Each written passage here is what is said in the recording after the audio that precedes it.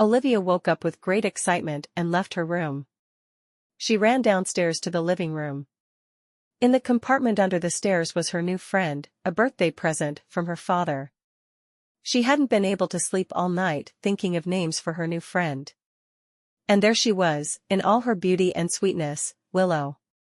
Yes, she had decided on the name Willow before going to sleep.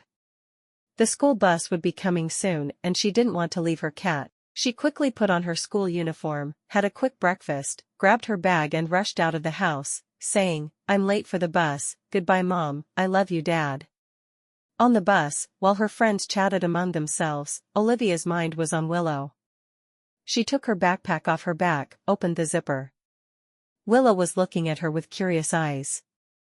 Earlier that morning, while her mother was busy preparing breakfast, Olivia had secretly put her cat in her school bag. Willow must have been curious about Olivia's school and friends too, because she hadn't made a sound. The first lesson was Mrs. Betty's music class. Willow would love it. Olivia opened the mouth of her bag so her cat could listen too.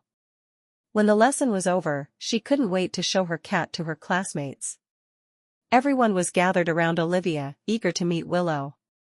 But what happened? Willow was gone. They looked in the bag, under the desk, behind the radiator by the window, but she was nowhere to be found.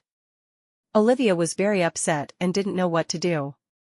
She had broken several rules by bringing a cat to school. What would she tell her mother and father? Would her teacher be angry when she found out?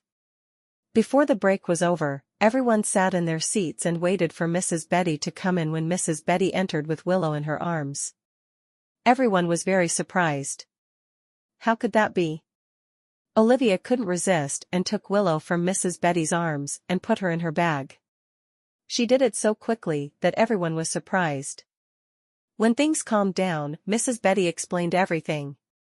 Scared by the crowd in the classroom, Willow had crawled under the desks and out the door, hidden behind the student lockers in the corridor, and Mrs. Betty had noticed the cat as she passed by.